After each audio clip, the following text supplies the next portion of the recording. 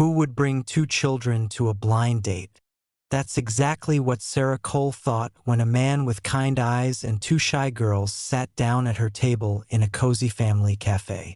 She didn't know the seating was a mistake. She didn't know he was a millionaire pretending to be poor, or that the woman he was supposed to meet had already walked away after seeing the children.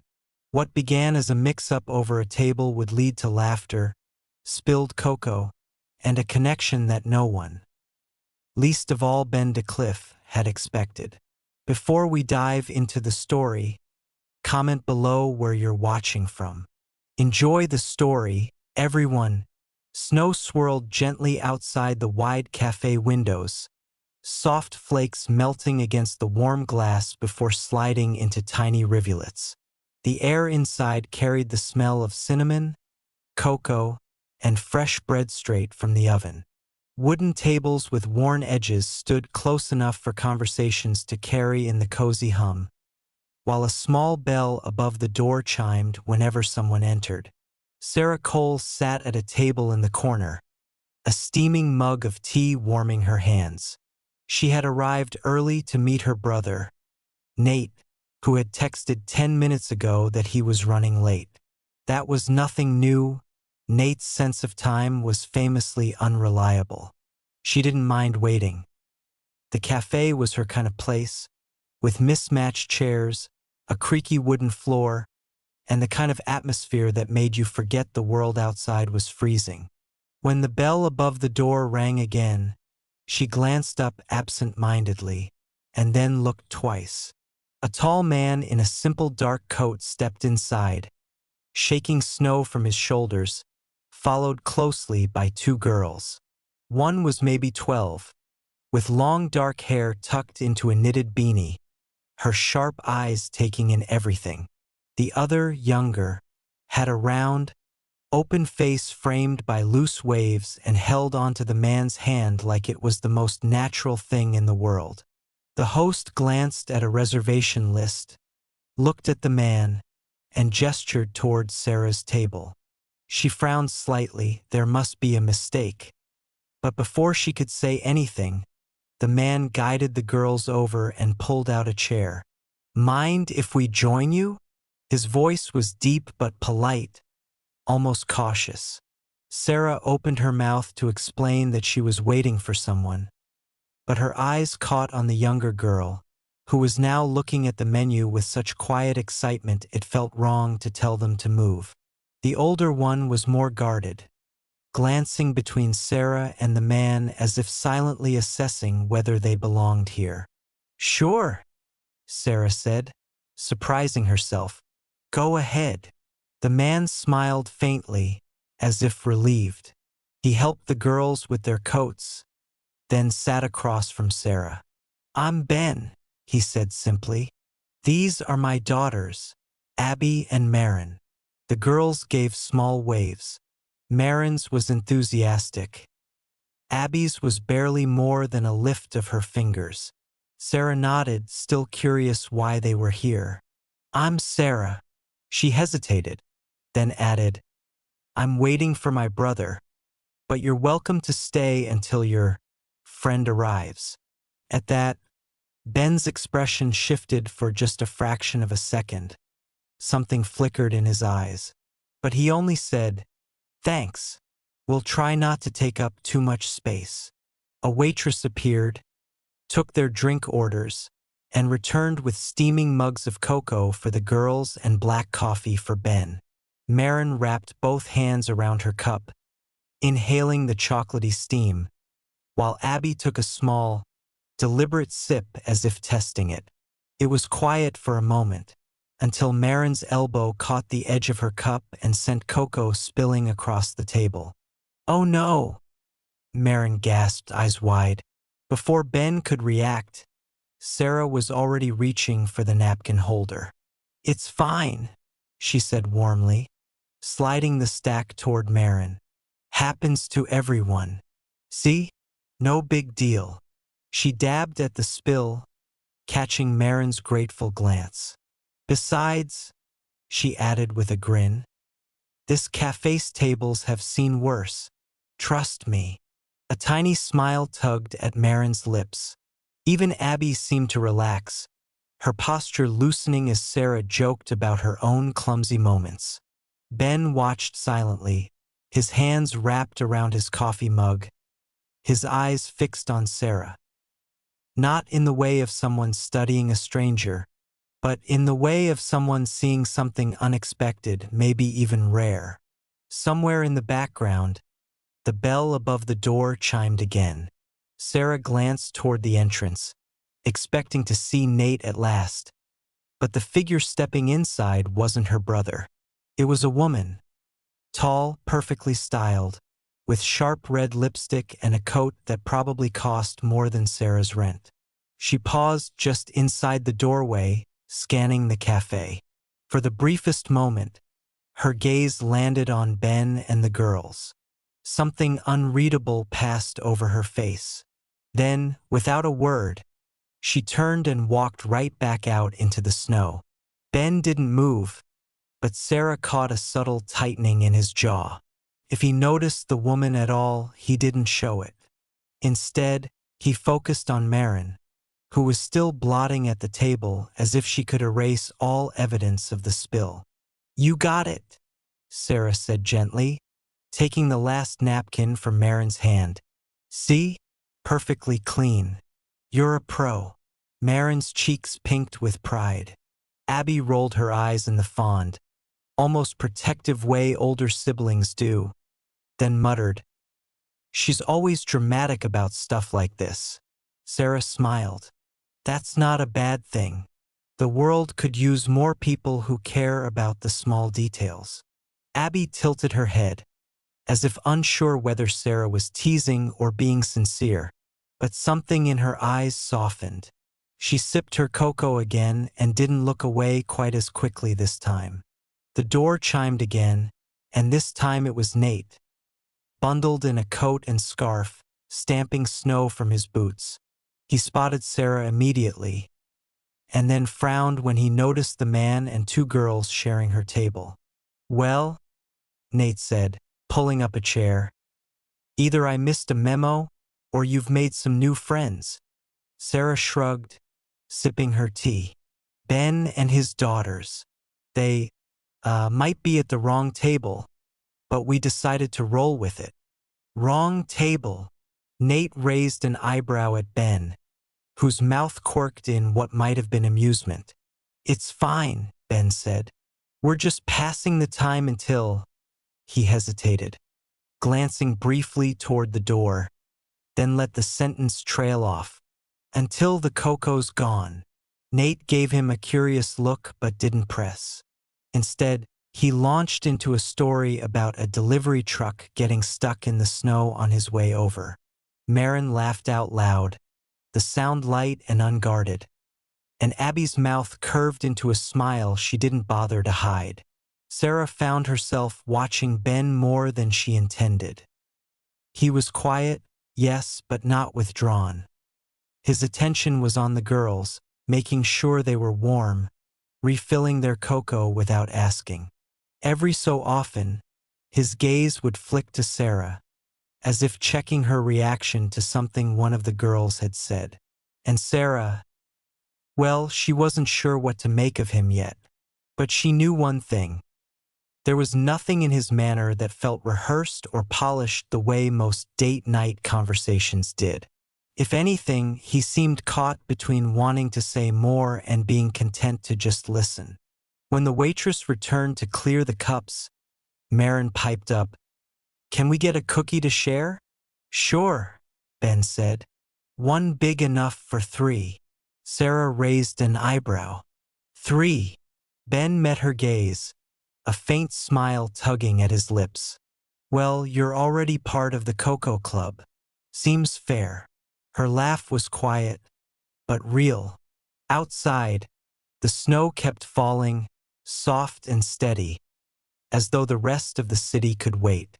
Inside, in the warm glow of the cafe, the 4 of them leaned just a little closer over the table, and the space between strangers began, almost imperceptibly, to close.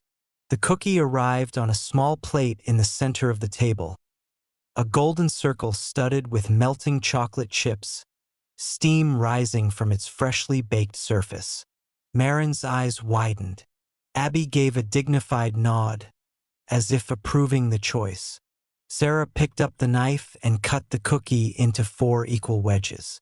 3 pieces for you, she said, sliding 2 onto a napkin for the girls. And 1 for me. Fair's fair. That's not fair, Marin protested through a mouthful of warm cookie. You need a big piece too. Sara laughed. I'm fine with just a taste. Ben's gaze lingered on her for a moment, and Sara felt a flicker of something she couldn't quite name. It wasn't the polite interest of a stranger or the casual glance of someone making small talk. It was curious, attentive, almost as if he was trying to figure her out without asking too many questions. As the girls nibbled, Nate leaned back in his chair and eyed Ben. So, Ben, you live around here? Ben nodded. Not far. He left it at that. Sara noticed the brevity, but didn't push. Instead, she asked, Do you come to this cafe often? First time, Ben said. His lips curved faintly. But I think Marin's already decided we're coming back. Marin nodded enthusiastically. They have the best cocoa ever. And the best cookies, Abby added, almost grudgingly, as if admitting it cost her something. Sara grinned. High praise from the Cocoa Club.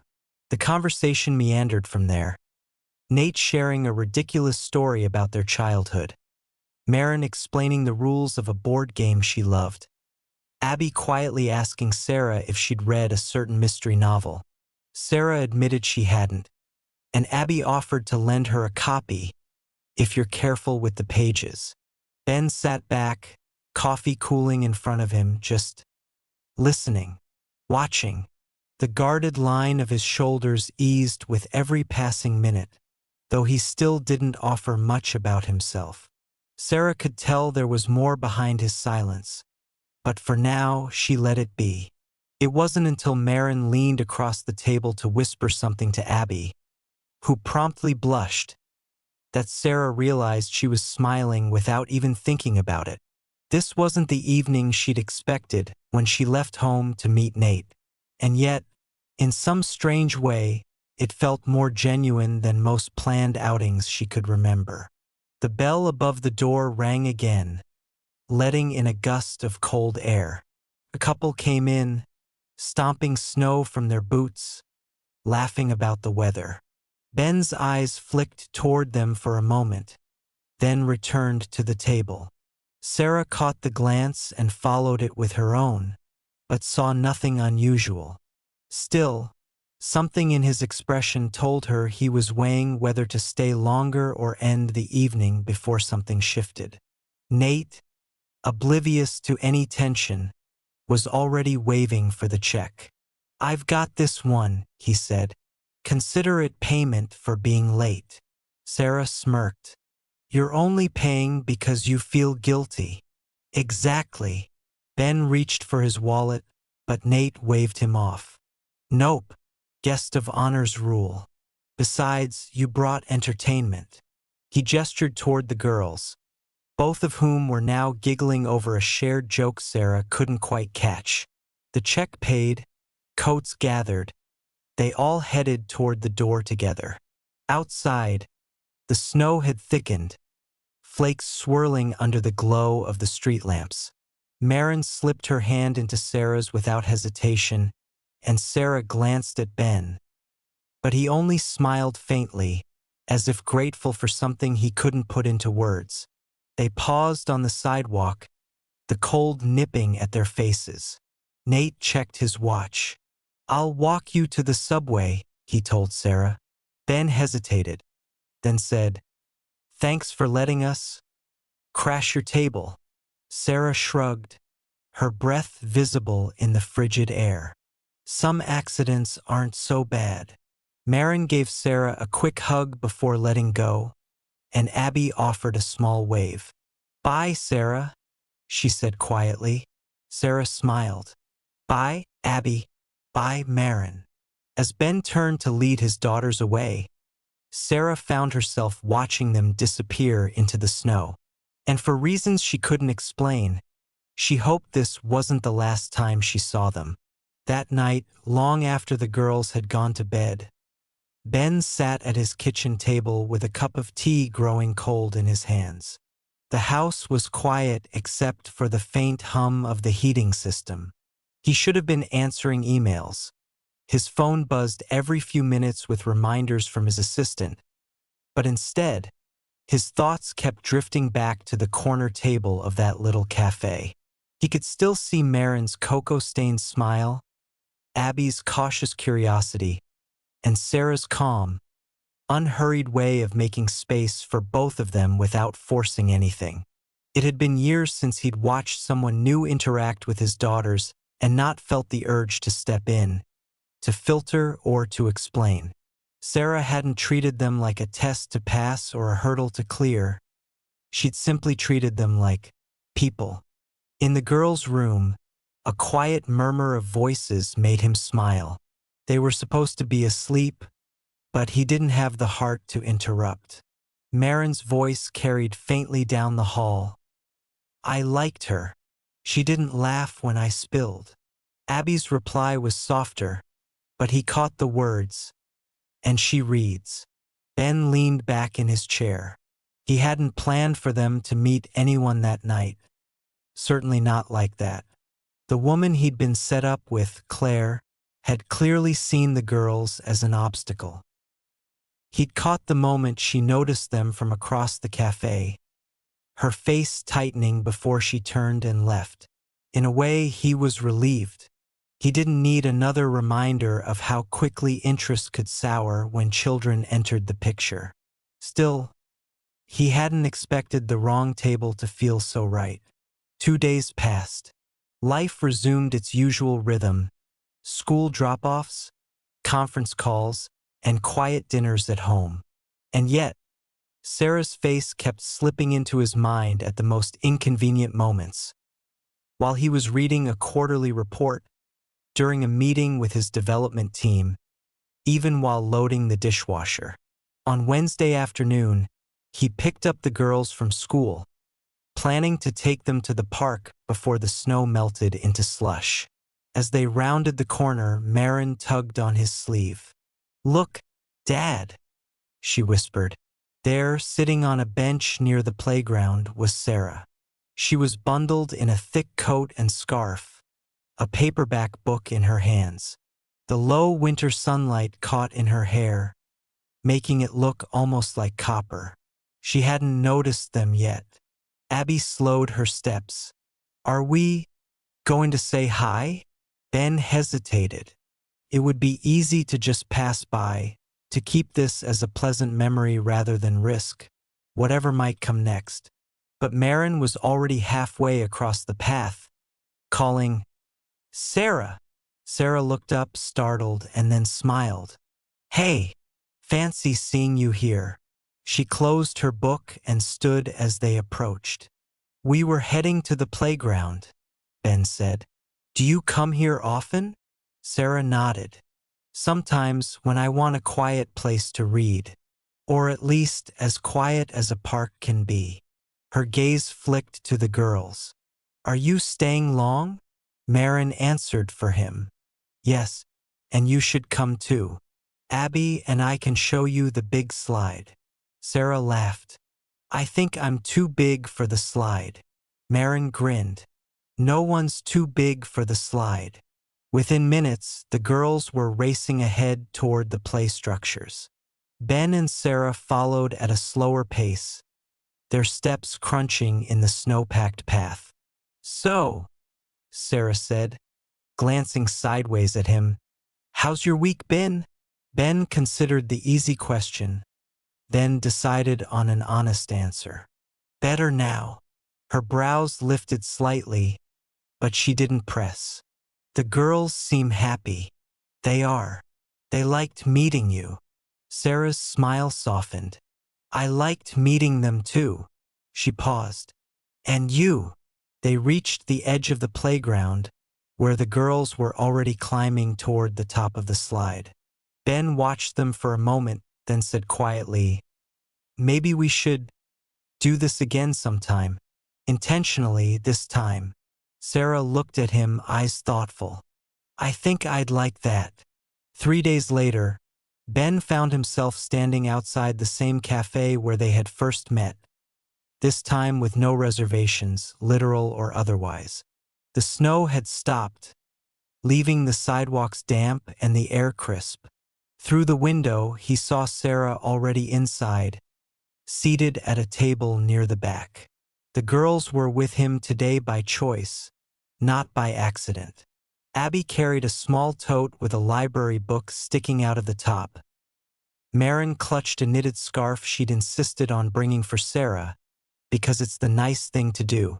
When they stepped in, Sara looked up and smiled. Not the polite curve of lips meant for strangers, but the warmer, familiar kind that made Ben feel, for a moment, like this was something more than coincidence. "You made it," she said as they approached. "Wouldn't miss it," Ben replied. He helped the girls with their coats while Sara greeted them both like old friends. Maren wasted no time placing the scarf on the table.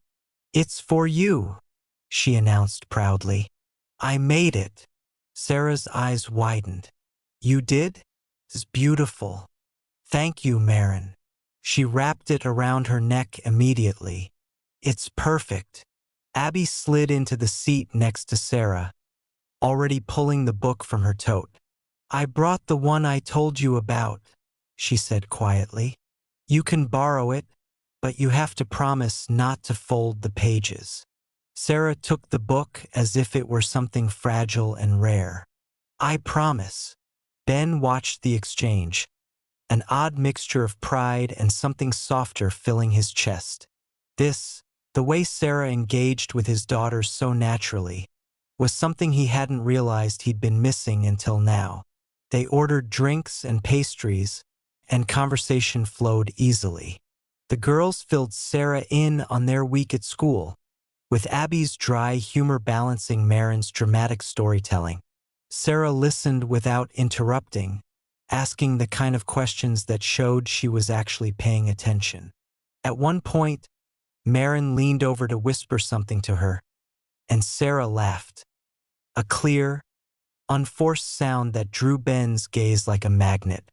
She caught him looking, and for a heartbeat, neither of them looked away. When the plates were empty and the mugs nearly drained, Sara glanced at the clock. "I have to head out soon," she said. "Nate roped me into helping at a community center event this afternoon." Ben hesitated, then asked, "Would you mind if we came by, just to see what it's about?" Her brows lifted in mild surprise, but she nodded. "Sure. There's nothing fancy, just some games and activities for kids. You might even get roped into volunteering." The girls were instantly on board. "Yes," Maren exclaimed. Abby's agreement was quieter, but genuine. An hour later, they were at the community center, where the air buzzed with the sound of children's laughter and the clatter of game pieces. Ben found himself manning a beanbag toss station while Sara helped a group of kids decorate paper lanterns. Every so often, their eyes would meet across the room, a shared flicker of amusement passing between them. By the end of the afternoon, the girls had collected a small pile of handmade crafts, and Ben had lost count of how many beanbags he'd retrieved. Walking out into the cool evening, Sara fell into step beside him. "Thanks for coming," she said. "It was nice having you there." "It was nice being there," Ben replied. He meant it more than she could know. The girls walked ahead, chattering, and Sara glanced at him sideways. "So, what's next, Ben Decliff?" He smiled faintly. "Whatever lets me see you again." It was Abby's idea, though she didn't know it. One evening, as Ben was clearing the dinner plates, Abby mentioned that she and Marin wanted to spend Saturday afternoon at their friend Sophie's house. Her mom's making homemade pizza, she explained. We'll be fine, Dad. Ben hesitated for a moment. Weekends were usually their time together. But then the thought occurred to him. A free Saturday afternoon. A chance to see Sara without the lively energy and delightful interruptions of his daughters. By Friday evening, he'd sent Sara a message. Free tomorrow? No beanbag toss this time, I promise. Her reply came quickly, free and curious. They met at a small cafe Sara liked, tucked between a bookstore and an art supply shop. It was the kind of place with chalkboard menus, soft jazz on the speakers, and the faint aroma of cinnamon and espresso. She was already there when Ben arrived, a half-finished cup of tea in front of her, her hair loose around her shoulders. You're early, she said, smiling as he sat down. I didn't want to keep you waiting, he replied. They ordered black coffee for him, chai latte for her, and for a while they talked about harmless things. The weather, a funny headline Sara had read, Abby's strict rules about lending books. But slowly, the conversation began to shift. Sara told him about growing up in a neighborhood where everyone knew each other, about her parents' divorce when she was in high school, and how Nate had stepped in as her closest friend and protector. She spoke of working 2 part-time jobs while finishing her degree, and how she still wasn't sure what her forever career would be. And you? She asked, resting her chin in her hand. What's your story, Ben? He sipped his coffee, considering how much to reveal. I run a company, he said finally. Nothing exciting. Keeps me busy. She tilted her head, studying him. You talk about it like it's more of a burden than a passion. He gave a small smile. Some days it is. There was a pause, not awkward, just thoughtful. Sara's gaze didn't waver. You work a lot, she said softly. But when you're with the girls, it's like the rest of the world disappears. That's rare. Ben felt something tighten in his chest. They're my world, he said simply. Her expression softened. I can see that. After they finished their drinks, they wandered next door into the bookstore. Sara ran her fingers along the spines of novels, pausing now and then to pull one halfway off the shelf, reading the blurb before sliding it back. Ben followed, not really looking at the books, more at the way her eyes lit up when she found a favorite author, or the way she absent-mindedly tucked her hair behind her ear. They left with a single purchase, a mystery novel Abby had recommended, which Sara promised to read before returning to her. Outside, the afternoon light was fading into the golden haze before sunset. They walked slowly toward the subway, their steps falling into an easy rhythm. Thanks for today, Sara said. It was nice, just talking. It was, Ben agreed. And it was more than nice, it was grounding in a way he hadn't felt in years. As they reached the station entrance, Sara paused. You know, she said, for someone who claims to run nothing exciting, you're kind of a mystery yourself. Ben smiled faintly. Maybe some mysteries are worth solving slowly. She laughed softly, shaking her head. We'll see about that. They said goodbye, and as Ben watched her disappear down the steps, he knew that keeping his secret was getting harder. But telling her the truth and risking the way she saw him felt even harder. By Monday morning, the calm of the weekend had vanished. Ben was halfway through a strategy meeting when his assistant, Lydia, walked in, phone in hand and a look on her face that made him pause mid-sentence. She placed the phone in front of him. The screen showed a headline on a local gossip site. Who's the woman with Ben Decliff? Beneath it, a grainy telephoto shot. Him and Sara leaving the little cafe on Saturday, sunlight catching her hair as they walked close together. Ben felt a muscle tighten in his jaw.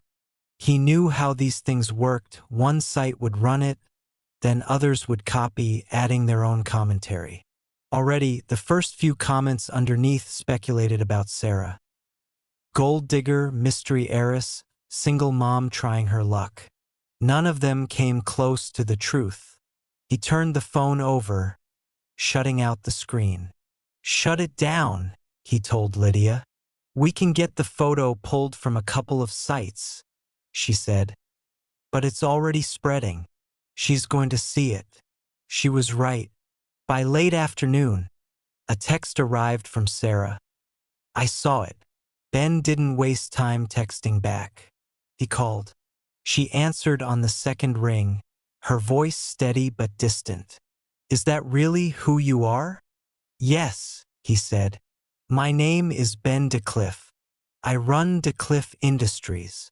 Silence stretched on the line. Then, "You could have told me. I didn't want that to be the first thing you knew about me. And yet, it's apparently the first thing the rest of the city knows." There was no anger in her voice, but there was hurt. That was worse. "Can we talk in person?" he asked. "I have an early shift tomorrow. I'll meet you after." The next afternoon, he was waiting outside the hotel where she worked. Snowflakes swirled in the air, catching in her hair as she stepped out, coat buttoned to her chin. "You lied," she said simply. "I omitted," he countered. "There's a difference." "Not to me." Her arms folded against the cold. "You think I wouldn't have figured it out? Or that I never read the news? I thought, if you knew, you might treat me differently. And I didn't want that." She looked at him for a long moment. "I didn't treat you differently when I thought you were just a dad at the wrong table. Maybe that's what hurts. You didn't give me the chance to prove it." Ben felt the sting of her words. "I was trying to protect you from this, from exactly what's happening now. And yet here I am anyway." A group of guests passed them, laughing, their suitcases rolling over the icy sidewalk. Sara shifted, her breath a pale cloud. "Maybe I don't belong in your world. You belong wherever you decide to," he said quietly. "I'd rather that be beside me." Her gaze flickered, softening for just a heartbeat before she stepped back. "I need time." She turned and walked away, and the cold seemed to deepen in her absence. 3 days passed without a word. On the fourth, Ben stopped waiting. He called Lydia. "Clear my afternoon, and book the kitchen at the children's culinary studio." 2 hours later, the bright, warm space smelled of fresh bread and vanilla. At one end of the long counter sat mixing bowls and trays of sugar cookies waiting to be decorated. Abby and Marin were already there, their faces lighting up when they saw him walk in. "You're baking with us today?" Marin asked. "I am," Ben said, "and I'm hoping we'll have a guest."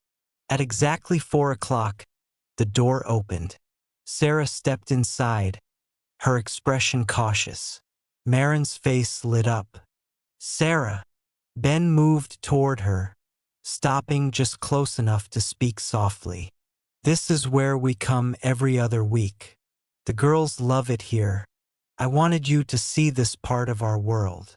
Sara's eyes moved over the cheerful chaos of kids icing cookies, Abby concentrating on piping careful patterns, Marin waving her over. "It's nice," she said finally. "It's us," Ben replied. "The part one wanted to share before everything else got in the way." For a moment, she didn't speak. Then she took off her coat, rolled up her sleeves, and crossed to the counter where Marin was waiting with a bowl of frosting. "Show me how it's done," she said. Marin beamed and launched into instructions. Abby slid a cookie toward her, and soon all 4 of them were crowded around the counter, laughter mixing with the smell of sugar and cinnamon. Ben caught Sara's gaze once, over the top of Marin's head. She didn't smile, not fully, but she didn't look away either. And that, for now, was enough. 2 weeks had passed since that afternoon at the children's culinary studio, and the rhythm of life had shifted in small but undeniable ways. It wasn't marked by big announcements or grand gestures. There was no sudden "we're together now" moment, but by the quiet merging of routines, the ease with which Sara's presence folded into Ben's days, and the natural way Abby and Marin sought her out. Saturday morning started with the smell of pancakes and maple syrup drifting through the house. The kitchen was alive with the comfortable chaos of 4 people moving in familiar harmony. Marin, perched on a stool, stirred pancake batter with all the seriousness of a master chef. Abby, seated at the counter with a mug of tea, pretended to read but kept sneaking glances at Sara, who stood by the stove flipping pancakes with expert precision. "You're going to burn those if you keep staring at me like that," Sara teased, without turning her head. Abby's ears flushed. "I wasn't staring." "Sure," Sara said with a smile in her voice, sliding a pancake onto the growing stack. Ben leaned against the doorway, mug in hand, watching the scene unfold. There was a warmth in the room he couldn't remember feeling in years, a warmth that had nothing to do with the oven or the smell of breakfast. Sara was wearing one of his aprons, her hair pulled into a loose braid, and there was something grounding in seeing her there, in his kitchen, as though she had always belonged. After breakfast, they bundled into coats, scarves, and gloves. Outside, the snow was beginning to melt, revealing patches of grass and slick ice along the paths. The girls ran ahead toward the park, their laughter carrying through the crisp air. Sara walked beside Ben, their arms brushing occasionally, an easy silence settling between them. At the swings, Marin called for Sara to join her. "Push me," she insisted. "You know, I'm not sure I'm qualified," Sara said, but she was already stepping forward. Marin squealed with delight as the swing rose higher, her scarf fluttering behind her. Abby, from the other swing, pretended to be more reserved, but Sara gave her a playful push too, earning a reluctant grin. Then came the slide, the tallest in the park. "You're coming too," Marin declared, grabbing Sara's hand.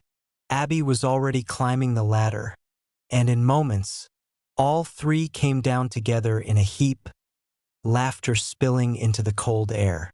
Ben stood nearby, hands in his coat pockets, just watching them fit together in a way that felt natural, unforced, a way that felt like the missing piece he hadn't dared to look for. When the wind picked up, they made their way to a bench overlooking the duck pond.